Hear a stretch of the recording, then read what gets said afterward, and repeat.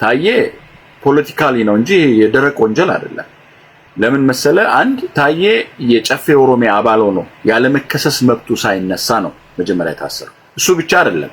እኔ ፖለቲካቸውን ባልደግፍም እነ ክርስቲያን ታደለ የምክር ቤቱ አባል ሆነው ያለ መከሰስ መብታቸው ሳይነሳ ነው የታሰሩት። ለራሳቸው የሚተዳደሩበትና የቀረጹት ህግ ላይ ራሱ መንግስት ተገዢ ያለ መሆኑን የሚያሳይ ነገር አለው። ታዬ አሁን ፍርድ ተፈረደበት ማለት ለኔ ይከብደኛል። የተደረገው ጀስት ላይክ ፖለቲካል የሆነ ታዬ ሊያመጣቸው የሚችል ሂደቶችን ለማስቀረትና ከታዬ ጋር ታይዞ ሊመጡ የሚችሉ ነገሮችን ለማስቀረት፣ ሌላው ደግሞ ታዬን አይተተማር ለማለት ከስር የሚንቀሳቀሰውም ካለ ግን እዚህ ጋር አንድ ለመንግስትም ፌርነስ አንተ ታዬ ላይ ተደረገው ነው። ባለፉት 7 ዓመታት ዩቲዩብ ላይም ቲክቶክ ላይም ያላችሁ እናንተ ተነግሩኛላችሁ። ከዛ ራጁ ይሄድበታል። ባለፉት 27 ዓመታት አንድ ከፍተኛ የመንግስት ባለስልጣን መለስ ዜናዊን በአደባባይ መለስ ዜናዊ ደም ጠጪ ነው፣ መለስ ዜናዊ ለእያንዳንዱ እልቂት ተጠያቂ ነው ብሎ ቢናገር የኢህአዴጎች ምላሽ ምን ይሆናል? ታዬ ደንዳ አብይ አህመድ ኢዝ ብለድ ሳከር ብሎ ነው የተናገረው። ያውም ደግሞ የብልጽግና ከፍተኛ ባለስልጣን ሆኖ ኢንሳይደር ውስጥ አዋቂ ሆኖ ተቃዋሚ ሆኖ አንድ ነገር ነው። የሰላም ሚኒስትር ዴኤታ ሆነ አለቃህን ደም ጠጭ ነህ ብለህ ስትናገር አንደኛ ፓርቲ ውስጥ እንደ ፓርቲ ሊወስድበት የሚገባ የዲሲፕሊን እርምጃ የለም። ይሄን ተናግሮ ፍርድ ቤቱ እኔ በጣም የተገረምኩት በፍርድ ቤቱ ነው በነገራችን ላይ። ምክንያቱም ሁላችንም በኢህአዴግ ዘመን የነበረን ሜንታሊቲ ስለነበረ አንድ ሰው አይደለም በዚህ ደረጃ ተናግሮ ከዚህ ያነሰ እንኳን ነገር ተናግሮ ሊደርስበት የሚችልበትን ነገር ስለምናቅ ማለት ነው በነፃ ነበር ያሰናበተው። ይሄ አልገረምህም? በዚህ ደረጃ ተናግሮ እንዴ ፍርድ ቤቱ ነፃና ገለልተኛ ስለሆነ ነው ወይንስ ምንድነው? እዚህ ጋር የተረዳው ነገር በዚህ ደረጃ እንደዚህ የተናገረ አንድ ከፍተኛ ባለስልጣን በመጀመሪያው ዙር በነፃ ራሱ መለቀቁ አልገረምህም? ቴዲ አንተ በመታየው እኔ ካላየሁት ቅር አይለም። አንደኛ ነገር ታዬ ፍሪደም ኦፍ ኤክስፕሬሽን ነው ያቀረበው። ችግሩ ይሄ ነው። በፒፒ ውስጥ ሊሸጥ የሚፈለግ ዲሞክራሲያዊ ሂደት አለ የሚባል በገሃድ እያወጡ ሂስና ግለ ሂስ የሚደራረጉ የመንግስት አመራሮች አሉ። ብልጽግና ውስጥ የሆነ ዲሞክራሲክ የሆነ ልዩነት ተጣቦ ይከዳል የሚለውን ለማሳየት ኢህአዴግ ውስጥ ወደ ውጪ ስለማይወጣ ነው እንጂ ከዚህ በላይ ይባባላሉ በራሳቸው ግምገማ ላይ።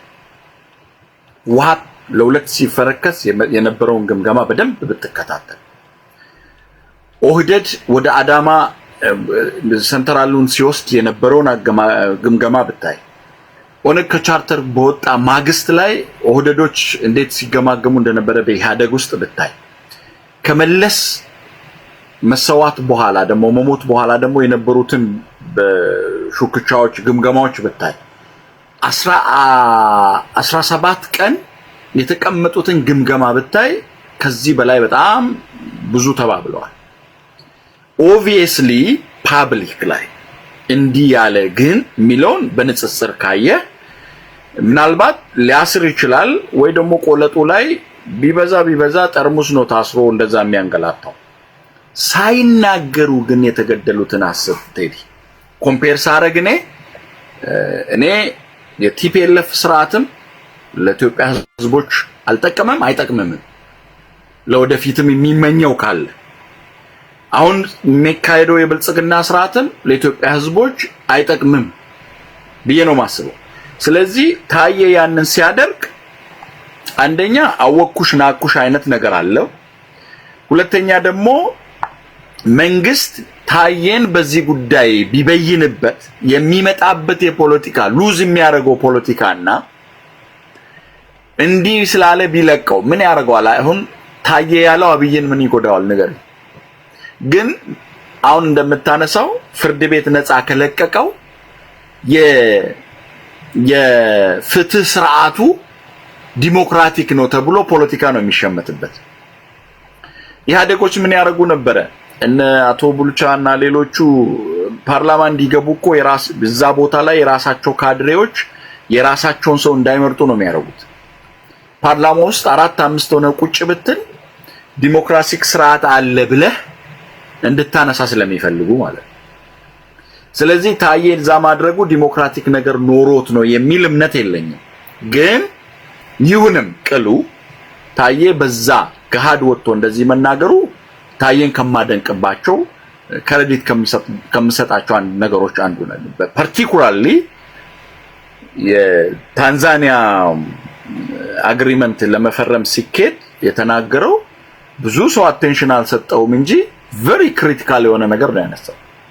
መንግስት የሚቆጣጠረው የአየር ኃይል ውስጥ የአየር ክልል ውስጥ ተቃዋሚውን የሚመራ ጦሩን የሚመሩ ነጃል መሮ ሄዱ ማለት ለሰላም ያላቸው ተነሳሽነትን ነው የሚገልጸው። በእኛ በኩል ቢኖር ኖሮ ይሄ ሁሉ አይከሰትም ማለት ይሄ ትልቅ የፖለቲካ ክሪቲሲዝም የሚያመጣ ነበር ጠቅላይ ሚኒስትሩ ላይ። እነሱ ዚን አድርገው የተናገራትን ቀጣይ መልሶ ሌሎችን ከተናገረ ሊበላሽ ይችላልና ብለው ነው ያሰሩት። ያንን በማድረጋቸው እንዳንተ እንደምታነሳው ፐርሰፕሽን የህግ ስርዓቱ ፌር ነው ክሪቲሳይዝ ማድረግ አይተህ ከሆነ እሱ ከተናገረ በኋላ ሲነሱ የነበሩትን ከካድሬዎቹ ነው ቁጭ ብሎም እኮ ጨፌ ውስጥም ሲከራከር ነበር። ማይክ ሲዘጉበት ነበር አይተሃል። ጨፌ ኦሮሚያ ስብሰባውን ካየ ማይክ ሲዘጉበት ነበር። አካሄድ ብሎ ሲጠይቅ አካሄድ አልፈን ድምጽ መስጠት ላይ ደርሰናል ብለው ሲሉት ነበር። ግን እሱ የብልጽግና ፓርቲ የቅርንጫፍ ፓርቲው ነበር ኮሙኒኬሽን ነበር በዛን ሰዓት የተሾሙት ሰዎች ከሱቅና ውጪ ናቸው። አስብ መጀመሪያም ሲደረግ የነበረው ስለዚህ እሱኛው ሂደት ሊያላ ይሆን ይችላል። በደፈናው ግን ታዬ እሱም በመናገሩ ብቻ አሁን ፍርድ የተደረገበት ስለመታሰሩ ጉዳይ ስለተናገረ ብቻ አይደለም። ታዬ እንዴት ኦህዴድን ተቀላቀለ? ታዬ ምን ነበር የሚለው ማየት ጥሩ ነው። ታዬ እውነት ለመናገር ከሆነ እኔ እሱ ብልጽግና ስለነበር አይደለም። ታዬ እኮ 16 ዓመት ነው አንድ ዲግሪ ለመውሰድ የተማረው እየታሰረ እየተፈታ 16 ዓመት። በ4 ዓመት ዛሬ ብልጽግናን ተሸክሞ የሚጓዙ ዶክተር ነኝ ተብዬዎቹ ወደ ካፍቴሪያ ሲሮጡ እሱ ሲቃወም ነበር። በ4 ዓመት ተምሮ ሲወጡ እኮ እሱ 16 ዓመት ነው የተማረው። ኢህአዴግን ቁጭ ብሎ በዛን ሰዓት ንቃተ ህሊና ኖሮት በዛን ሰዓት ወጥቶ የታገለ ልጅ ነው። የትጥቅ ትግሉንም ሊቀላቀል በሶማሊያ ወደ ኦነግ ሊቀላቀል እየተጓዘ ድሬዳዋን አልፎ ነው ምስራቅ ኦሮሚያ ላይ ተይዞ ተመልሶ የታሰረው። ዝዋይና የተለያዩ እስር ቤቶች ውስጥ ታስሯል። መጥቶ ደግሞ ኢህአዴግን ከለውጡ በኋላ ሲቀላቀል በዚያ አኳኋን ለውጥ ማምጣት ይችላል ብሎ አምኖ ነው። ስለዚህ የመጣበት አመጣጥ በኦህዴድ ውስጥ በስር ሰደድ ያደገ አመራር አይደለም። ስለዚህ ታማኝነቱን አስብ እንግዲህ ምን አይል ደረጃ ላይ እንዳለ። ከዚህ አኳን ተነስቶ እሱ እንደማይታመን ሌላ ነገርም እንደሚያመጣ ስለሚያውቁ እነሱ የመንግስት የኮንስፓይረሲ ቲዮሪያቸውንና የፖለቲካ ዳይናሚክሱን አድርገው ተጠቀሙባቸው። እሱም ቢሆን ብልኬሳም ቢሆን ሌሎቹም ቢሆን። ስለዚህ ታዬ ያ ነው። አሁን ግን በደፈናው መጨረሻ ላይ ታዬ ላይ የተደረገው ኢንጀስቲስ ነው። ማንም ላይ መደረግ የለበትም በዛች ሀገር ላይ። አንደኛ መሳሪያ በሚባለው ዙሪያ ላይ አንተም አንስተዋል። ይህ ሰውዬ የመንግስት ሚኒስቴር ነው። አንድ ክላሽ ይዞ ተገኘ ተብሎ ነው በይሄ በሽብር ጉዳይ ምናምን አጣቅሰው ነው 7 ዓመት የወሰዱበት። ግን 5 እና 6 ክላሽ ቤቱ ውስጥ ደብቆ የሚገኝ የብልጽግና ባለስልጣን ስንቱ አለ። ስንቱ የመንግስት ደጋፊ የሆነው ደግሞ በየሜዳው አንድ ድሬዳዋ ላይ ዛሬ አንድ የሆነ እንትን እያየው ነበር አንድ ፒክቸር ተለጥፎ ፌስቡክ ላይ ስለተናገረው ብቻ እንደዚህ ሽጉጥ አውጥቶ ሰውን የሚያስፈራራ ማለት ነው። ግን ነጋዴ ነው ሰውየው፣ የመንግስት ደጋፊ ነው። ህገወጥ መሳሪያዎች በአገሪቱ አየህ፣ በቦቴ እንደዛ ሲገባ የቱርክ ሽጉጥ አይተሃል። ቢግ ዲል ሆኖ አይደለም። ይሄ ኢንጀስቲስ ነው። ያለ መከሰስ መብቱ ሳይነሳ ታስሯል። ስለዚህ እኔ ታየ ላይ እየተደረገ ያለው የሚያካደውን ፖለቲካ ባልደግፍም ኢንጀስቲስ ነው። ማንም ሰው ላይ መደረግ የሌለበት ነው። ነገም ደግሞ ብልጽግና ውስጥ ይህን ስርዓት ጠባቂ በሆኑ ሰዎች ላይ ሊደረግ የሚችል ነው። ኦኬ ራጃችን እንትን ድምጽ ጥራት የለው፣ በጣም ያስቸግራል። ቆይ ኢንፑቴን ልቀይር፣ ከፒሲ ስለገባው ቀይረዋለሁ። ኦኬ ኮሜንታችሁን እያነበብኩኝ ነው እዚህ ያላችሁ። ቀደም ሲል በጀመርኩት ጉዳይ ላይ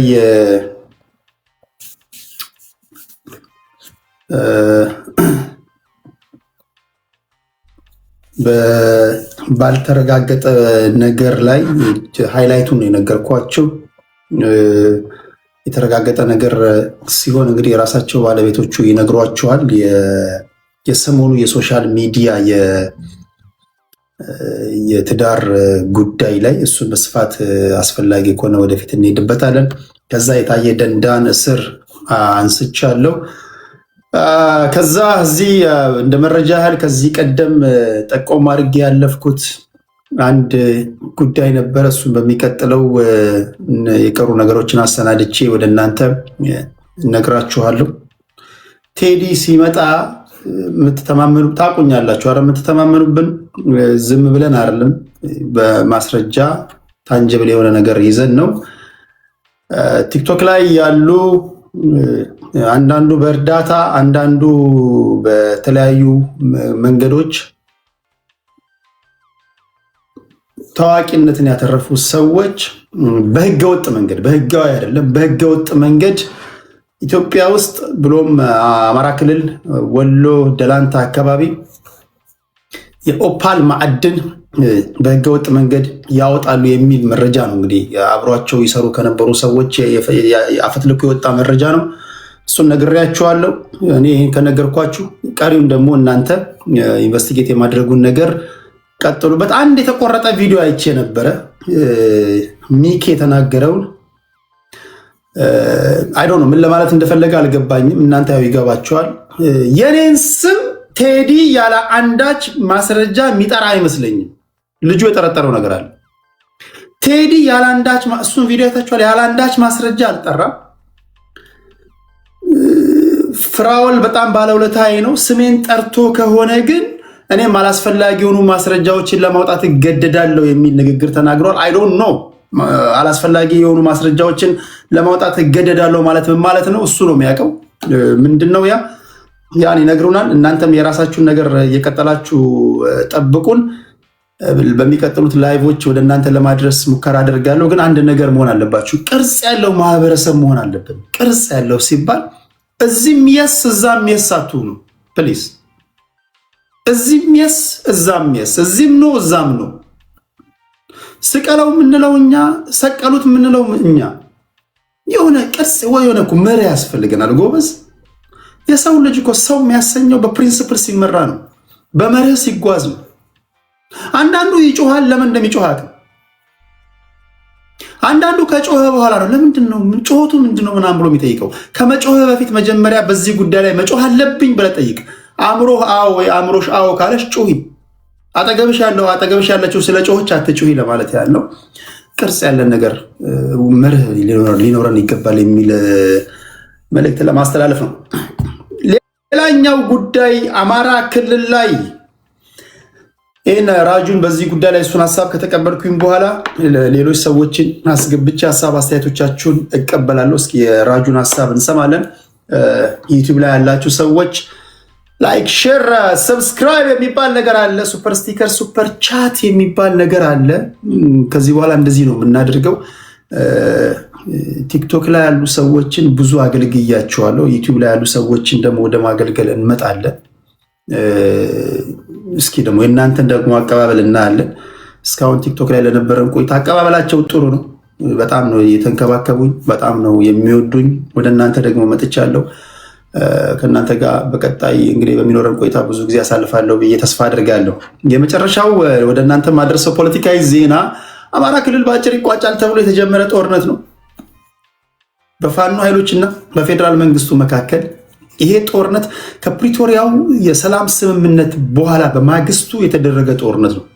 ብዙዎቻችሁ አማራ ክልል የተጀመረው ጦርነት የፕሪቶሪያን ስምምነት በመቃወም የተደረገ ነው ምናምን ትላላችሁ። ያ አይመስለኝም። በእኔ ትንታኔ አማራ ክልል ላይ ምናልባትም ለፖለቲካው አዲስ የሆናችሁ ሰዎች ካልሆናችሁ በስተቀር አማራ ክልል ላይ ፖለቲከኞቹ በተለያዩ ጊዜያቶች እኔ እንኳን ብዙ ጊዜ ሳነሳ ሰምታችኋል።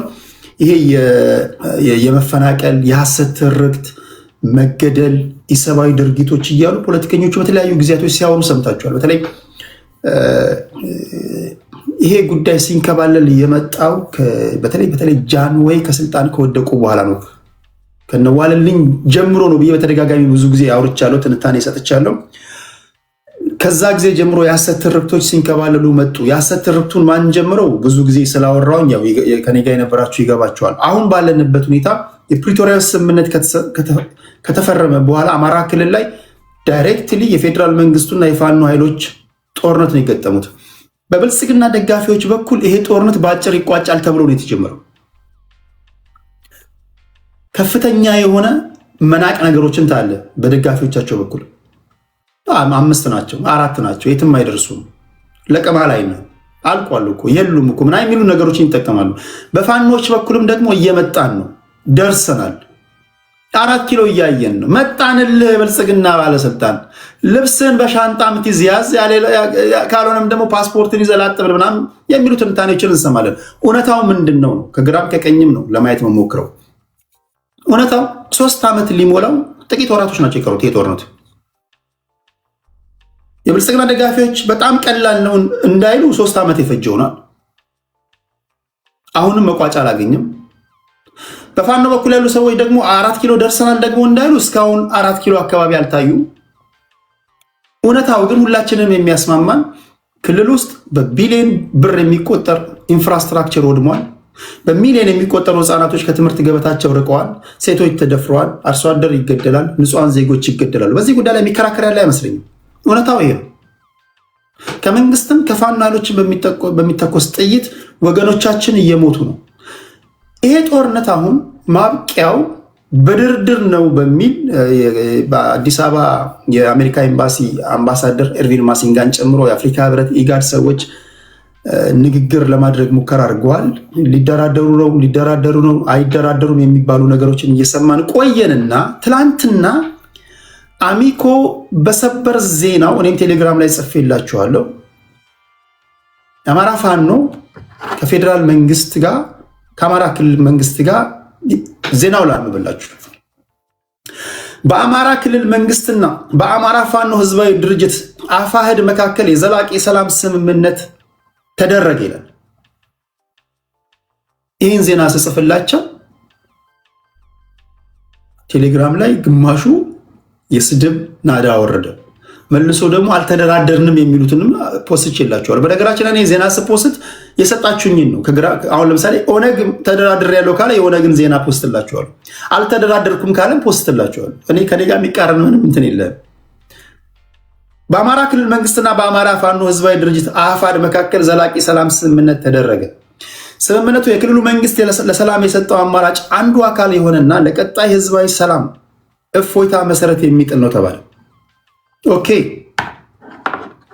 ወዲያው እስክንድር ነጋ አፋድ ከማጋን የተደራደራችሁት ብሎ መግለጫ ሰጠ። መንግስት ማስረሻ ሰጠን፣ ካፒታን ማስረሻ ሰጠን ያሳየው። ለእናንተ ትንሽ ግልጽ ላድርግላችሁና ወደ ራጁ ሄዳለሁ። ከአፋድ ጋር ተደራደርኩ ካለ መንግስት ካፒቴን ማስረሻ ሰጠኝ ስንት ናቸው? ካፒቴን ማስረሻ ሰጠኝ ያየ ነው። እነ እስክንድር ነጋ እንዲህ ያለ ነገር አናውቅም ብለዋል። ጭራሽ ካፕቴን ማስረሻ ሰጤ እኮ ከ2 ሳምንት በፊት እኮ ባሳየው የስነ ምግባር ጉድለት እኮ ተገምግሞ የተባረረ ነው አሉ። ከዛ በፊት ጥርጣሬዎች ምናምን ነበሩ። ማስረሻ ሰጤ ሊደራደር ነው። በነገራችን ላይ የምክክር ኮሚሽን ሰዎች ከዚህ ቀደም የተናገሩት ንግግር እኔ ያስደምጫችሁ ነበር። የዛሬ 6-7 ወር የድርድር ነገሮች ሲነሱ ነበር። አሁን ተነጋገሩ። ኦኬ ከማስረሻ ሰጤ ጋር መንግስት የሰላም ስምምነት አደረኩኝ ካለ ከዚህ ስምምነት ምንድነው የሚገኘው? ማስረሻ ሰጤ ምን ያህል ተጽዕኖ ፈጣሪ ነው? ምን ያህል ሰዎችን ይዞ መጣ? አንደኛው ይሄ ነው። ሁለተኛ የእስክንድርን መግለጫ ሰምታችኋል። ይሄን ከምን ጋር አመሳስለዋለሁ? ታስታውሱ እንደሆነ የኦሮሞ ነጻነት ግንባር ድሪባ ኩምሳ የሚመራው ጃልሰኝ ከመንግስት ሰዎች ጋር ተደራደረ የሚል ዜና እሱንም እንደዚሁ አስደምጫችኋለሁ። በሰማንበት በማግስቱ ጃልሰኝ በስነ ምግባር ጉድለት እኮ ተገምግሞ የተባረረ ነው የሚል መግለጫ ወጥቷል ኦነጎች። አሁን ከኦነግ ጋር ተመሳሳይ የሆነ ነገር ነው አፋሮች ያወጡት። ለእናንተ ማነሳው ጥያቄ ይሄ ድርድር እውነትም ትክክለኛ ድርድር ነው ወይስ መንግስት አድማጭ ተመልካቹን ወይም ህዝቡን እያደናገረ ነው? ሌላኛው ኮንስፓይረሲ ማስረሻ ሰጤ ራሱ ከዚህ ቀደም የመንግስት ፋኖች ፋኖ ውስጥ ኢንፊልትሬት አድርገው ገብተዋል ተብሎ እንዲሁ በደፈናው ይነገር ነበር። ምናልባትም ኢንፊልትሬት አድርገው ከገቡ የመንግስት ፋኖች መካከል አንዱ እሱ ነው። እሱ ካልሆነስ ኦቨርኦል ይሄን ድርድር ጉዳይ እንዴት አያችሁት? ኦኬ የመንግስት ሚዲያዎች የአሚኮ የሰራውን ዘገባ ከእስክንድር መግለጫ ጋር ምን ታዘባችሁ? ምን አደመጣችሁ? በዚህ ጉዳይ ላይ ራጁን እሰማና ራጁን ካሰናበትኩኝ በኋላ ሌላ የፋኖ ደጋፊዎችን 1-2 አስገብቼ የዕለቱን ፕሮግራም አጠናቃለሁ። ነገም በተመሳሳይ ሰዓት ላይቭ እገባለሁ። ራጃችን ዜናውን ሰምተሃል? እስኪ ሂድበት እስኪ።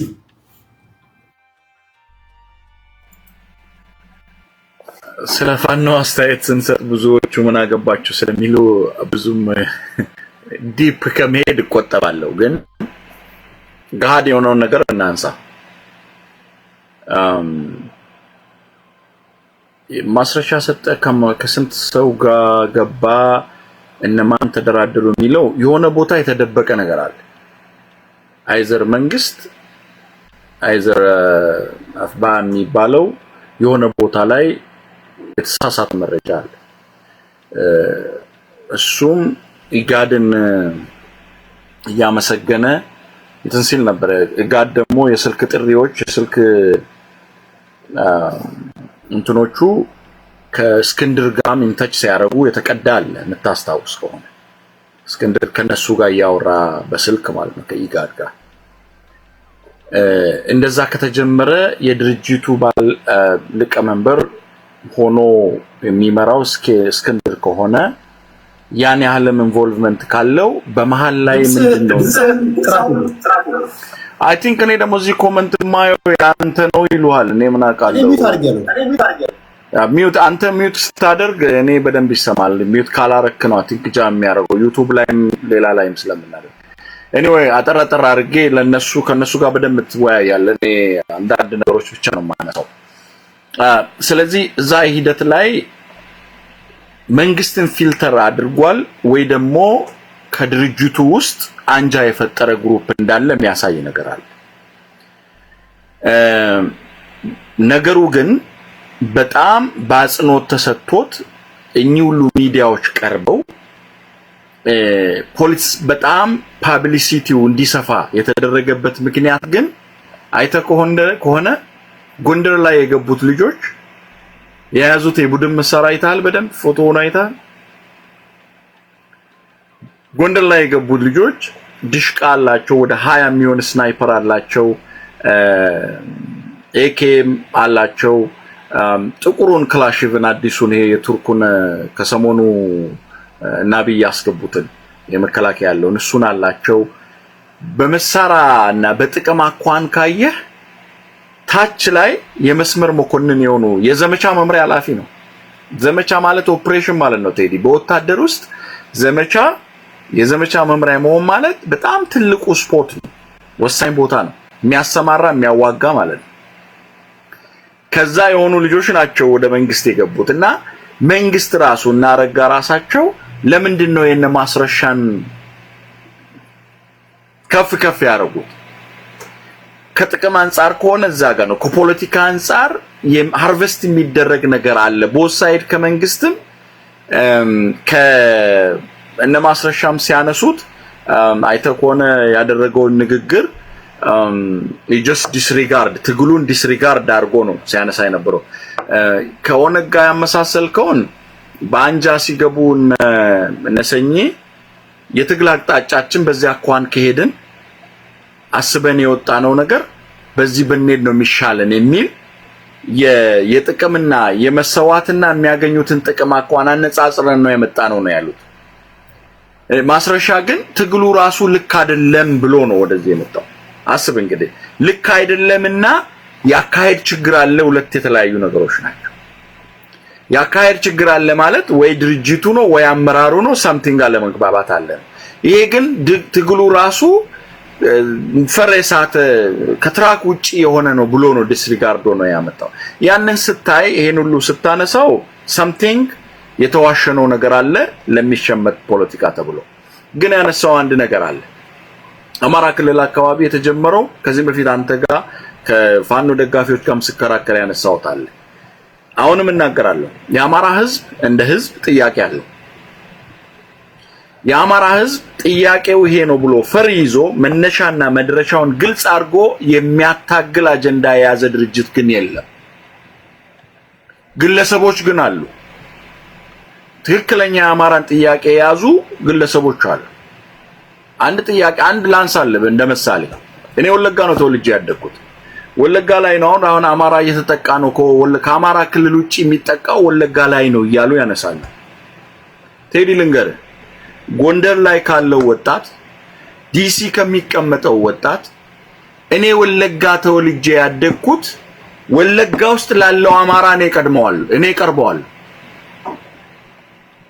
ወለጋ ውስጥ ላለው አማራ ችግሩን ማህበራዊ እሴቱን የምረዳው ነኝ። አብሬ ነው የተማርኩት፣ አብሬ ነው የምኖረው፣ አብሬ ነው ማደርገው።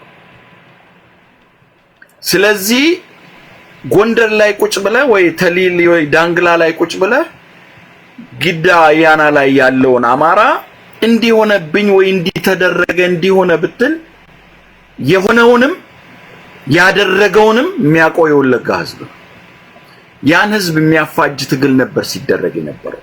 ስለዚህ እኔ መነሻና መድረሻውን በደንብ ክሊር አድርገህ ካላስቀመጥከው መቋጨት አይደለም ለዘላለም እንትኖችን እየጣለ ነው የሚሄደው። እጅ ሲቆረጥ አየንቴዲ አንድ አማራ አባት 5 ሰከንድ አልሆነም ለሌላ ፋኖ ተናግሬ ያለው ስል ግንባራቸውን በጥይት ብሎ ሄደ።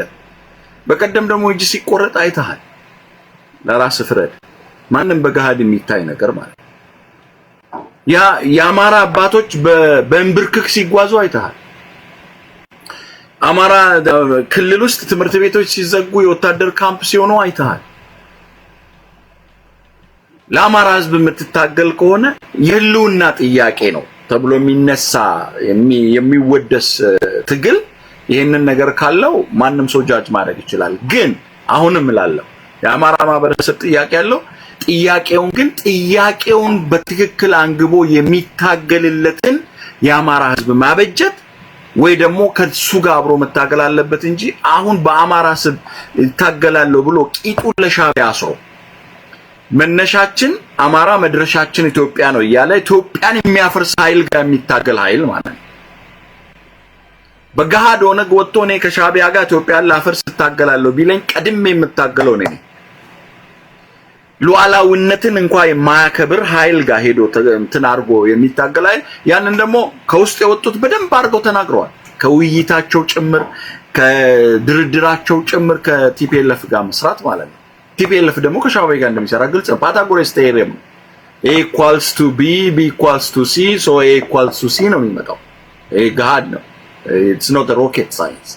ስለዚህ እዛ አካባቢ ላይ የአማራ ህዝብ ቆሞ ማታገያ አጀንዳውንና የሚያታግለውን ድርጅት በደንብ አድርጎ ጠንቅቆ አውቆ ጥያቄውን ማቅረብ የእኩልነት ጥያቄ ይሁን የልውናም ጥያቄ ይሁን የኢኩዊቲም ጥያቄ የመልካም አስተዳደርም ይሁን በዛ አኳን ቢደረግ ጥሩ ነው። ግን ሳምዌር ድርድር እየተባሉ የምንሸወዳቸው ነገሮች ማወቅ አለብን። ኦሮሞን ብሔርተኛንም የሚገልጽ የአማራውንም የትግሬ ትናንትም እኮ ሞላ ገብቷል አይደል? ቲዲኤፍ ቲኤምዲዩ ምናምን የሚባል የምታስታውስ ከሆነ ከኤርትራ ይዞ አልገባም እንዴ? የት እንዳለ አይታወቅም። አሁን እነ ሰኝም ገብተዋል ከመንግስት ጋር ተቀላቅለዋል። ግን ሲንቀሳቀሱበት የነበረው ቦታ ላይ አሁንም የጸጥታ ችግር አልተፈታም። ስቲል ዴር ኦሮሚያ ውስጥ ሰው እየሞተ ነው። ሲንቀሳቀሱበት የነበረበት እዚህ ጋር ምዕራብ ሸዋና አምቦ ፊንፊኔ ዙሪያ ላይ ሰው እየሞተ ነው። ከዛም በኋላ አይደል ሰላም የለም። አሁንም ትምህርት ቤት የለም፣ እንቅስቃሴ የለም። የመጣው ነቅጠል ማስረቻ ሰጤም ከጎንደር ከማንም ቢገባ ነገ the things go as usual ሶሉሽን አመጣ። ሶሉሽን ላይ ድርድር እየተባለ መንግስት እድሜውን ሊያቆይ ብቻ የሚሸምታቸውን ፖለቲካ ትቶ ድርድር ከሆነ ሁሉን አቀፍ ድርድር ተደርጎ በሰላማዊ መንገድ የሚደረገውም ትግል በትጥቅ የሚደረገውም ትግል ዳያሎግ ትክክለኛ ዳያሎግ መጥቶ ኢትዮጵያ ውስጥ ሰላም ሊሰፍን አብሮነት እንዲኖር ለመፍጠር ሁሉም ኮሌክቲቭ እንዲያደርግ ላይ እሱ ላይ ነው ፑሽ ማድረግ ያለብን። የፖለቲካ ሸፍቶቹን ማስወገድ ነው መቃወም ነው ያለብን ብዬ ነው ማነሳው። ቴንክ ዩ ቴዲ። እኔ ገብቼ ላይፍ አይቼው ነው የመጣው።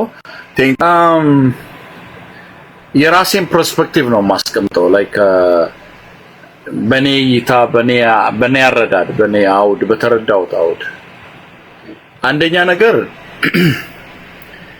ኢትዮጵያ ሰላም ሳይኖራት የሰላም ሚኒስቴር አላት፣ ግን ሰላም የላትም። ኢትዮጵያ የኖቤል ፕራይስ ተሸላሚ ጠቅላይ ሚኒስትር አላት፣ ግን ሰላም የላትም። እኛ ወደ ሶሻል ሚዲያ ስንመጣ የሶሻል ሚዲያን ተጠቃሚ ነን እንጂ የሶሻል ሚዲያን ጥቅም አናውቀው። ስለዚህ ወደ ሶሻል ሚዲያ የምናመጣው የራሳችን ኤክስፕሬሽን ለማድረግ ነው እንጂ ሶሻል ሚዲያ ለምን ይጠቅመናል የሚለውን ነገር ይዘን አንመጣም።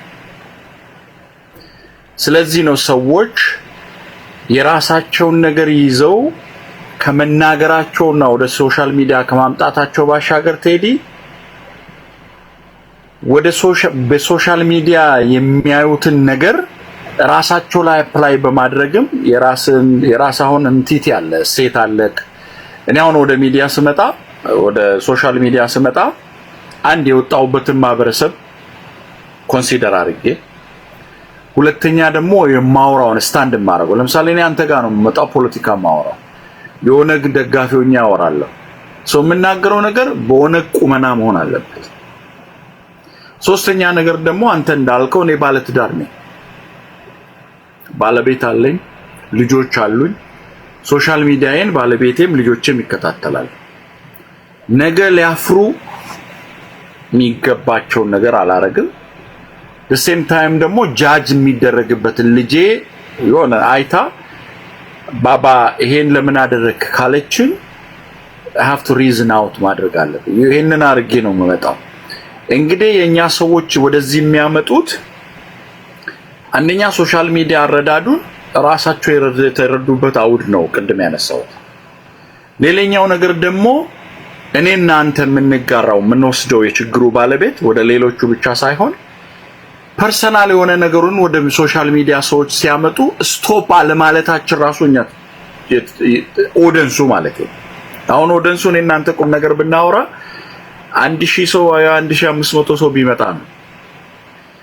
የራስን ገበና ግን አውጥተህ ብታወራና ወይ ደግሞ ከማህበረሰቡ ሴት ውጪ ብናወራ 7000 እንገባል። ከሰሞነኛው ቅጣት ነበረ ያየው ነበረ። አንዳንዴ ያለው ጌማ ልጫወት እነ ፕሬዝዳንት እነ ሰው ስለግለሰብ ለማውራት ፈልጋለሁ። እነ ፕሬዝዳንት ማሜ ራሱን ፈንክቶ ጆሮውን ቆርጦ ምናምንና 9000 ሰው ያዩ ነበር። አንድ እህታችን ደግሞ አይቻለሁ። እህት ስል ያው ሴቶች አሽጎ የነበረው ራሱ ነበር ያው በድንጋይ ቅጣቱ ነው። ጆሮህን ራሱ በመቀስ ቆረጠ ብሎ በመቀስ ቆርጦ አደምቶ ማሳየት አለበት። ይሄን ሁሉ ያነሳሁት እኚህ አሁን ወደ ሶሻል ሚዲያ ላይ ኦዲየንሱን ኢንተርቴን የሚያደርገው ነገር የሚረባው ነገር ስላለ የማይረባው ነገር ስለሆነ አንጥቼ የራሴን ነገር ባወራ ራሱ የሚለው ይፈመሳል። ካወራውም ራሱ በሱ ፈመሳለሁ ብሎ የሚያስበዋል። ስለዚህ ጥሩ ነገርን ከሚያመጡ ያንን ነገር ያመጣል። በዚህ አውድ ውስጥ ስለሆነ ነው ሰዎች ወደዚህ የሚያመጡ እንደኔ ኦብዘርቬሽን ነው።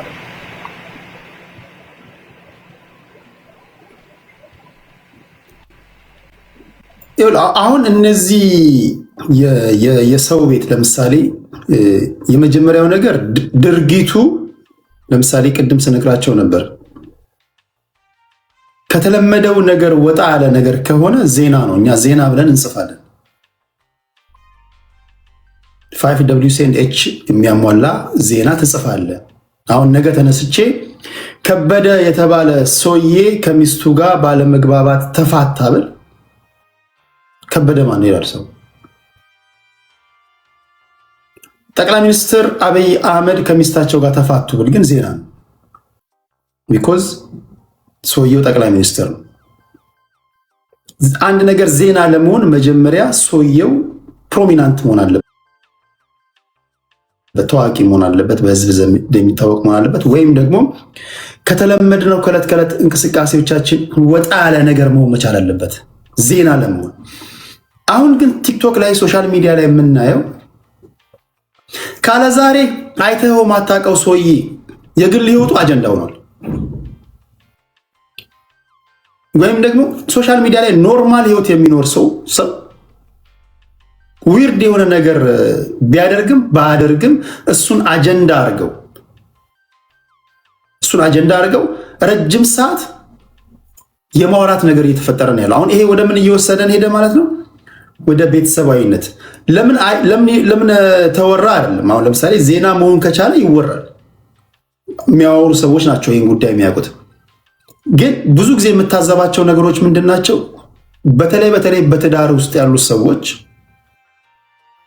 ትዳራቸው እኔ አሁን ራጁን ስለ ትዳር ጠይቀዋለሁ እንጂ ራጁ እኔን ስለ ትዳር አይጠይቀኝም። ለምን? ራጁ ከኔ የተሻለ የትዳር ኤክስፒሪየንስ አለው። ሶሻል ሚዲያ ላይ በትዳር ጉዳይ ላይ አድቫይስ የሚሰጡ ሰዎች ራሳቸው ያላገቡ ናቸው። አስቂኙ ነገር በትዳር 10 ዓመት 15 ዓመት ተቀምጠናል የሚሉ ሰዎች ያላገቡ ሰዎችን ነው አድቫይስ ሁሉ የሚጠይቁትና እነዚህ ነገሮች ምን አለመብሰል ነው? አጀንዳ ነው? ምንድነው? የእውቀት ማነስ ነው? ቅድም ቴሌግራም ላይ ጠይቄያቸው ነበርና እስኪ አንተ ሄድበት። ቅድም ወዳልኩት ይመልሰኛል። በእኛ ከወጣንበት ማህበረሰብ ስታይ the right people are not in the right place። ይህንን ስልህ እምነት ቤት ከሄድክ እምነቱን ወይ ዶክትሪኑን አስተምሮክ ሳይሆን የሚኖርበት በእምነቱ የሚኖርበት አኗኗሩ ራሱ አንተን ሊገዛህና ሊቀይርህ የሚችል ሰዎች ወደ ፑልፔት የመውጣት እድል አያገኙም። የመጨረሻ ሰይጣን የሚሆኑ ሰዎች ናቸው ፑልፔት ላይ ቆመው የሚሰብኩት። ወደ ከሰሞነኛው ስናወራው ከነበረው ስንመጣ ለግሰው ሰውን ማዳን የሚችሉ ጥሩ ልብ ያላቸው ሰዎች ህዝባዊ ቅብልናንም ሌሎችንም የማይፈልጉ ከልባቸው ረድተው ማድረግ የሚፈልጉ ሰዎች ንፍጎች ያልሆኑ ሰዎች ንብረት የላቸውም፣ ድሃዎች ናቸው። ብር ያለው ንፍጎች እጅ ነው። ተገላቢጦች ነው ማለት ነው። አስብ። ተምሮ አንድ ወንድማችን ከሰሞኑ ለመፈመስ ሰግጥ ነው አይደል ያለው። በቻይና ሀገር ኮንቴንት ክሬተር ለመሆን አንተ at least you have to have a bachelor degree ጉግል አድርጋ አንብብ። ኮንቴንት ክሬተር ለመሆን at least ያንን መያዝ መቻል አለብህ። በቅርብ አንብቤው የኛ ችግር ምንድነው? የምንጠይቀው ለራሱ ጥያቄ ያለውን ሰው ነው። አሁን እኔ አንተ ጋር መጥቼ በ8 ዓመት በትዳር ኖሬ የትዳርን አስፋልት የትዳርን ኮረኮንች መንገድ አውቀዋለሁ። የትኛው ነው ኮረኮንች መንገዱ ብትለኝ ማስረዳ፣ የትኛው ነው አስፋልት የምትለኝ ማስረዳ። ካንተ ጋር መጥቼ ብጠይቅ ያነበብከውን የሰማውን ነው የምትናገረው። መስማትና ሆኖ መገኘት አንድ አይደለም። ካናዳና አሜሪካ ሊመጣ ያሰበ ሰው እዚህ ሲመጣ ዱብዳ ይሆንበታል። ለምን? ኤክስፔክት ያደረገውና ውስጥ ሲገባ የተለያየ ነገር ነው። ስለዚህ እኛ የምንጠይቀው ሰውዬ ራይት ፐርሰን አይደለም። ችግራችን ለዛ ነው። ራይት ፐርሰንን ብታረግማ አሁን ለምሳሌ ኮንሰልት የሚያደርገው ስለ ጉዳዩ ፕሮፌሽናል ኳሊፋይድ የሆነ ከሆነ እኮ የምትማረው ነገር አለ። እኛ እየጠየቅን ያለነው ግን ስለ ጉዳዩ የማያቅ መናባዊ ፍጡር አድርገን በህቡ የሆነ ነገር ነው የምንጠይቀው። ለዛ ነው የተዛባብን። ለዛ ነው ተገላቢጦሽ ሆነብን። ቁጭ ብለህ ስለ ትዳር ኮንሰልት የሚያደርገው ስለ ሃይማኖት አንተ አሁን አወያይታ አይተሃል። ሃይማኖት በጣም ሴንሲቲቭ ነው። ግን ስለ ሃይማኖት መጥተው ይሄንን የሆነን ቅኖና ወክለው መጥተው ሲያወሩ 2 እና 3 የመጽሐፍ ቅዱስን ቃል ከነቅኔው ማያውቁ ከሆነ አስብ ምን እንደሚሆን። ችግራችን the right people are not in the right place። ስለዚህ ነው ጥያቄና ተጠያቂው። አሁን ጥያቄ ስትጠይቅ ለምሳሌ እኔን አሁን እንደ ጆክ ነው ብትጠይቀኝ፣ አይ ራጂ በቃ እኔ እኮ በትዳር ውስጥ እኮ እንዲህ ነገር አለ ብትለኝ፣ ለማወቅ መጠየቅና ለመጠየቅ ለአንድ አይደለም። ለማወቅ መጠይቀው ከኔ የተሻለ ነገርን የሚያውቅ ነው ስለ ጉዳዩ። ከኔ የተሻለ ነገርን የማያውቅ መጠይቅ ከሆነ ለመጠየቅ for sake of questioning ከሆነ ነው መጠይቀው። ስለዚህ ችግራችን እዛ ጋር ነው። ለዛ ነው ስለተዛባ ነው የማያውቁት መተው። አሁን አንዳንዴ ቁጭ ብለህ ስታስብ መናብ ይመስለኛል። ፖለቲካ አረከው ሁሉንም ነገር እንዳትለኝ እንጂ ላይክ እኔ ቶሮንቶ መጥቼ አልኖርኩም አለፍኩበት እንጂ እኔ አሁን እዚህ ቁጭ ብዬ ስለ ሰብዌይ ትራንስፖርት ምናምን ስሰብክ አስብ። አልበርታ ላይ ቁጭ ብዬ ማለት ገባ። እና አሁን አንዳንድ ስታይ ፖለቲካውን መሀል ሀገር ተወልዶ አድጎ እኮ በቃ ዳንግላና ሞጣን የማያውቀው ተንቤን በረሃን የማያውቅ ከሆነ ስለ ተንቤን በረሃ ለምን ያወራል? ፊንፊኔ ተወልዶ አድጎ ቤጊና ያበሎን የማያውቅ ከሆነ ለምን እዛ ጋር ማውራት ይችላል? የሰማው ብቻ ነው የሚያወራው። ለዛ ነው አክቹዋል ግራውንድ ላይ ያለውን ነገር የምታወራው። ሴም ቲንግ አንተ የምታነሳው ማለት ነው። አንተ the 3Ws ብለህ አነሳው ዜና ስትሰራ ምንድነው የሚያመጣው? ኦብጀክቲቭ የሆነ በቃ ፐርማነንት የሆኑ ሰዎች እኮ ሽንት ቤት ሲሄዱም ብትዘግባቸው ይሰማል። ያላወቀ ምንም የማይታወቅን ሰው ግን አጀንዳ አድርገህ ስታወራው የሚፈጥረውን ታውቃለህ። ስለዚህ እኔ ብቻ የሚናገሩትን የሚያረጉትን ብቻ አትውሰድ ቴዲ፣ የሚያዳምጠውን ኮንንልኝ። do we really give an attention ለኢምፖርታንት ለሆነ ነገር? እዛ ጋር ነው የኔ ኮንሰርን። ቴንክ ዩ ራጃችን። እንግዲህ ራጁ የተናገረውን ሰምታችኋል። ይህን ጥያቄ ሁላችሁም ራሳችሁን መመለስ አለባችሁ። ቀደም ሲል እንዳልኩት ሰውየው ወይም ድርጊቱ ዜና ከሆነ ባደጉት ሀገራት እኮ ፓፓራዚዎችም አሉ። ፓፓራዚዎች አሉ። ለምሳሌ እዚህ ሶሻል ሚዲያ ላይ ያላችሁ ሰዎች እኔ ዱካዬን ስላጠፋውባችሁ ወይም ደግሞ ስላላወቃችሁ ነው እንጂ ምን በላ፣ የት ጠጣ፣ ሚስቱ ማናት፣ ልጅ አለው ወይ፣ ምንድነው፣ ጥሬ ስጋ ነው የሚወደው፣ ብስል ነው ወይ፣ ፖለቲከኛው ራጁ የት ነው የሚውለው፣ የሆነ ነገር ቢያገኙ ሶሻል ሚዲያን ያጥለቀልቁታል። ከፍ ደግሞ እያላችሁ ስትሄዱ አስቡት። አሁን ባደጉት ሀገራት ሁሉም ሰው ካሜራ ይዞ ነው የሚዞረው። እኛ ጋር ግን ትንሽ ነገሮች ተገላቢጦሽ ስለሆኑብን ነው። ውጪ 24/7 ውጪ ቢያድር ሚነካው የሌለ ሰውዬ እየሰለሉኝ ነው ይላል። ውጪ እኮ ሰውዬው 24/7 ውጪ ቢያድር ሚነካው የለም። ስለሱ እንደዚህ ስናወራ የዜናን ህግጋት መጣረስ ይሆናል። ሁለተኛ ትንታኔዎችን ስንሰጥ፣ በተለይ ትንታኔዎችን ስንሰጥ ሰዎች በእኛ ትንታኔ በግራም በቀኝም ያሉ ሰዎች ጊዜው ከባድ ነው። አሁን ሶሻል ሚዲያ ላይ የምንተነተናቸው ትንታኔዎች የሰውን ህይወት ሊያድንም ይችላል፣ ሊቀጥፍም ይችላል። ሁሉም ሰው ትከሻው ሰፊ አይደለም። አንዳንድ ሰው ደካማ ነው። በተረፈ ግን ለግንዛቤ ማስጨበጫ ለምንም ነገር ብላችሁ የምታገኟቸውን ዜናዎች ማምጣታቸው ትክክል ነው። ምንም ጥያቄ የለውም። ዜናው ለዜናነት የሚበቃ ከሆነ ይሄን ካልኩኝ በኋላ በዚህ ጉዳይ ላይ እንግዲህ ሶሻል ሚዲያ ላይ ጠልቄ አላወኩም። እኔ ስገባ እና ዞር ዞር ስለያገኘሁት መረጃ ስለሆነ ነው በባልና ሚስቶች ጉዳይ ላይ ይሄን ነገር ያመጣሁላችሁ። እዚህ በኮመንት እያየሁኝ ነው፣ ልዕልቲንም እያየሁኝ ነው። ሰፋ ያለ ነገር ነው ይሄ ጉዳይ፣ ሊኬድበት ይገባል፣ ልንወያይበት ይገባል ምናምን የምትሉ ከሆነ ወደፊት ትላልቅ ሰዎችን እንግዲህ ሰብስብ አድርገን ከልምዳቸው እየጨለፉ እንዲያካፍሉን እናደርጋለን። መሀል ላይ ቀደም ሲል እንደነገርኳቸው የታየ ደንዳ ጉዳይ አለ። አማራ ፋኖ ተደራደሩ የሚባል ዜና አለ። እሱን ወደ እናንተ አንዳንድ እያስገባኝ እንደዚሁ ምን ተሰማችሁ የሚለውን ጥያቄ ጠይቃችኋለሁ። ዩቲዩብ ላይ ቆንጆ ትንታኔ ሰርቼላችኋለሁ፣ ፖስት አድርጌላችኋለሁ። እያያችሁ ኮመንት እየሰጣችሁ ላላችሁ ከልብ አመሰግናለሁ። ቴሌግራም ላይ ሊንኩን አስቀምጬላችኋለሁ። አማራ ፋኖ ተደራደረ ወይስ መንግስት ህዝብ አደናገረ? ጥያቄ ነው። ፋኖች አላችሁ፣ የፋኖ ደጋፊ ተደራደራችሁ ወይስ መንግስት አደናገራችሁ? ርዕስ ነው።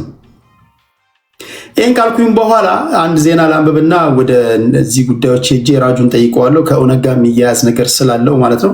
የእሱን እይታ ከተቀበልኩኝ በኋላ አንዳንድ እያስገባኋችሁ የእናንተን ሀሳብ እቀበልና እንሰነባበታለን። አቶ ታዬ ደንዳ ጠቅላይ ሚኒስትር አብይ አህመድ እና አዲስ አበባ ከተማ ከንቲባ ወይዘሮ አዳነች አቤቤ ለምስክርነት ይቀርባሉ ተብለው ሲጠበቁ ባልቀረቡበት ረጅም ጊዜ የፈጀው የፍርድ ሂደት በመጨረሻም አቶ ታዬ ደንዳ ላይ የ7 ዓመት እስራት በመበየን የተደመደመ ይመስላል። ምናልባትም አቶ ታዬ ደንዳ በ7 ዓመት ከ2 ወር ጽኑ እስራትና በ5,000 ብር መቀጮ እንዲቀጡ መወሰኑን ጠበቃቸው ተናግረዋል። የአቶ ታዬ ደንዳ ጠበቃ አቶ አበራ ንጉሴ እንደተናገሩት ፍርድ ቤቱ ዛሬ ታህሳስ 5 ቀን በኢትዮጵያ በዚህ በእኛ አቆጣጠር በእኛ 6 ነው፣ ትላንት ማለት ነው፣ በዋለው ችሎት የቅጣት ውሳኔን ያስተላለፈባቸው ከዚህ ቀደም ጥፋተኛ በተባሉበት ፍቃድ የሌለው የጦር መሳሪያ ይዞ በመገኘት የሚለው ክስ ነው። አይ ዶንት ኖ አቶ ታዬ ደንዳ የመንግስት ጀስትስ አይደለም ብዬ ማንሳት ይከብደኛል። ዛሬ አሁን ኒውስ አይተህ ከሆነ አይራ ላይ 6 ሰዎች አንድ ቤተሰብ ናቸው አንድ ቦታ ላይ የተገደሉት ምዕራብ ወለጋ ላይ። ሰው በየቀኑ ይሞታል። ሰው እዚህ ዙሪያ ላይ አሁን ህግ እንዲህ ያልሆነም እንዲህ ተበየነ ብለህ ብታነሳው የህግ አግባቡን ምንም ዋጋ የለውም። ለምን ከእስር ቤት ወጥቶ ሰው እናት ምሳ አቅርባ ራት ላይ ልትወስድ ሄዳ ጎርፍ እንትን ላይ ሬሳ ተጥሎ ነው የሚያገኘው። ስለዚህ አንደኛ ታዬ መንፈሳዊ ጉዳይ ሲያወሩ እረኛ የለ ተራ ጠብቀው ነው የሚያወሩት። ድምጻቸው ቶኑ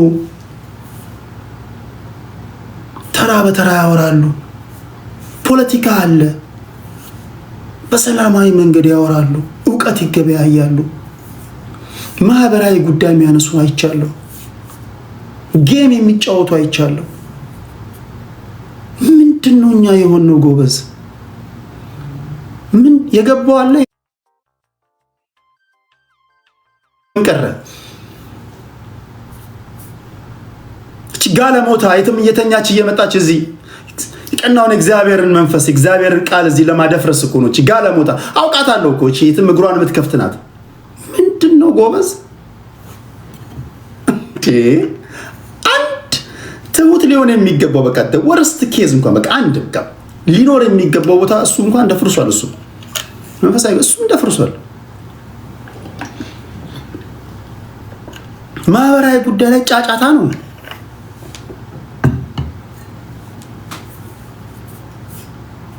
ምንድነው አሁን እንደ ሀገር ቁጭ ብለን አሁን ይሄ አማራ ኦሮሞ ምናምን እሱን ትተህ አሁን እንደ ሰው እኛ ቁጭ ብለን እንደ ኢትዮጵያውያን ምንድነው የሆነው ብለን መነጋገር ያለብን ይመስለኛል። እሱም አንዱ ገብቶ ካልረበሸን ካልተበጠበጠ ማለት ነው እንጂ የኛ ትክክል አይደለም። የኛ ትክክል አይደለም። እግዚአብሔር ምስክር ነው። የኛ ትክክል አይደለም። ያ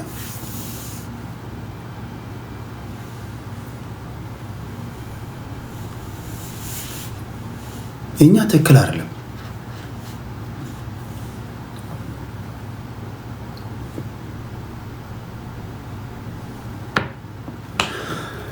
ይሄን ያነሳሁት ከሳምንቱ የብዙዎቻችሁን ቀልብ የሳበው ማህበራዊ ጉዳይ ላይ የትዳር ነክ ነገሮችን አጀንዳ አይደለም። ዋናው ወደ ፖለቲካዊ ጉዳይ ከመግባቴ በፊት ዋና ዋና ነገሮችን ልንገራችሁ ብዬ ነው ዞር ዞር ስለያገኘሁት። የትዳር ጉዳይ ላይ አይተናል፣ ታዝበናል። ምን እንደሆነ ግን አላወቅም። እንደገባኝ ከሆነ ከተሳሳትኩ እታረማለሁ። ሜላትን እዚህ አይቻታለሁ። ከተሳሳትኩ እታረማለሁ። ግን ከግራም ከቀኝም አድምጬ ለመረዳት ጥረት እንዳደረኩት አንድ ዞዬ የተባለ ቲክቶከር ወይም ደግሞ ቲክቶክ ላይ ያለ በጊፍት ቲክቶክ ላይ ያሉ የቲክቶክ ላይ ነዋሪዎችን የሚባርክ ሰው ለረጅም ዓመት የቆየ ትዳሩን በሰላማዊ መንገድ ፈቶ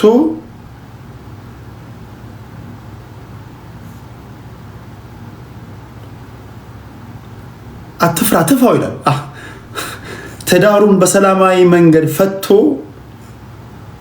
ወይም ተለያይቶ ወይም በጨዋ ቋንቋ ምን ልበለው እናታችሁ በፍርድ ቤት ቋንቋ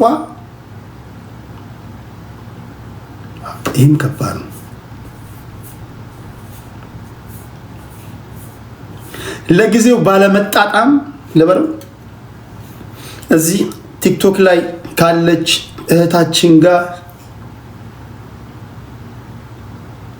ግንኙነት ጀመረ ስትሉ ሰማው ልበል። እንደዛ ነው ወሬው።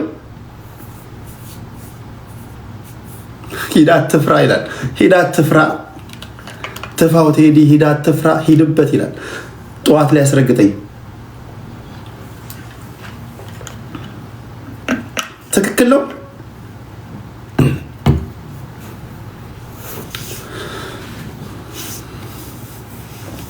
ኦኬ፣ እንደዛ ከሆነ የቤታቸው ጉዳይ እንዴት ቲክቶክ ላይ ሊመጣ ቻለ? አልገባኝም። የቤታቸው ጉዳይ አሁን ብዙ የፈቱ ሰዎች አሉ። አየለን አሁን አይቻለሁ። ስላየው በጣም ደስ ብሎኛል። በነገራችን ላይ አየለ እዚህ ቲክቶክ ላይ አይቼዋለሁ። 6 ጊዜ የፈታ ሰው ነው። 6 ጊዜ የፈታ ሰው ነው። ለዚህ ንግግር ሲባል ስሙን የቀየርኩት ሰው ነው። ስለዚህ እንዴት ዜና ሊሆን ቻለ? ማን ነው ያወጣው? ማን ነው ያወጣው ዜናውን? ኦኬ፣ አልተፋቱም ገና ይላል ወንድሜ። እሺ፣ አልጋ ነው የቀየሩት በሚለው ይስተካከል። ስለዚህ ተጠርጣሪ ወይም ደግሞ እንዴት ብዬ ልናገር? በጣም ከባድ ነው እኮ። ሜላትንም አውቃታለሁ፣ እሱንም አውቀዋለሁ።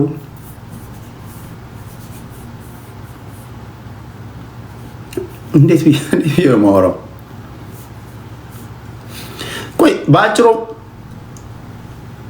ዞዬና ሜላት የፍቅር ግንኙነት ጀምረዋል አልጀምሩም? እሺ በቃ ተፋውት። ጀምረዋል አልጀምሩም? ከሰማችሁት ከግራ ቀኝ አይታችኋል። እንግዲህ ከጧት እስከ ማታ ከሰማችሁት ጀምረዋል አልጀምሩም?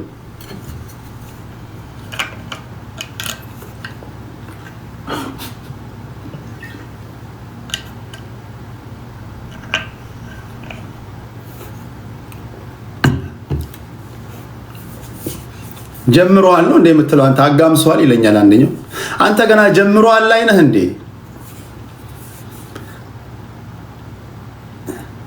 I don't know። እኔ ሜላት በጣም ወዳጄ ናት። እሱም እንደዚሁ ጀስት መረጃው ለእናንተ መናገር ያለው አየር ላይ ስታወሩት የሰማሁትን ነገር ነው እንጂ እኔ ከኪሴ ፈጥሬ እንትን ያልኩት ነገር የለም። ኦኬ ጀምረዋል ያልቅ ነው። እስኪ ሜላት እዚህ ላይ ስላለች እስኪ በኮመንት ጻፊልኝ። የሚወራው ነገር እውነት ነው። ከበስተጀርባ የሚወራው ነው አደባባይ ላይ አምጥቼ ጠየቁሽና ነው እንደዛ ነው። እንደዛ እስከሆነ እንዴት ዜና ሊሆን ቻለ? ሲመስለኝ ዜና ሊሆን የቻለው በነገራችን ላይ አንድ ነገር ዜና የሚሆነው ወይ ታዋቂ ሰው መሆን አለብህ ዜና አለ፣ ወይም ደግሞ ከተለመደው ነገር ወጣ ያለ ነገር ያደረክ መሆን መቻል አለበት። ከዛ ውጪ እኛ የሚዲያ ሰዎች ዜና ነው ብለን አንጽፍም። ለምሳሌ በዜና አጻጻፍ ህግ ውሻ ሰው ቢነክስ ዜና አይደለም። ምክንያቱም የውሻ ስራ መናከስ ነው። ውሻ ይናከሳል ምናምን። ሰው ግን የሰው ልጅ ውሻንም ቢናከስ ዜና ነው። በሌላ አባባል each and every footstep of a prominent person ዜና ነው፣ ኒውስ ነው። ለምሳሌ ሰውየው ታዲያ እንዴት ዜና ሊሆን ቻለ ካላችሁ በቲክቶክ መንደር ጊፍተር ነው። ጊፍተር ማለት ለጋስ ነው፣ ቸር ነው፣ ጀነረስ ነው። ጊፍተር ደግሞ ስትሆን ይሄ ማህበረሰብ ወይም ደግሞ እንደምታውቀው የኛ ህዝብ ገና ስትል ያጨበጭባል። አይ ንግግር አፌ ቁርጥ ይባል። አንተ እህን ያልከው ቅኔው ከባድ ነው ይላል። አንተ ገና ምናምን ያልከው በስማም ቅኔ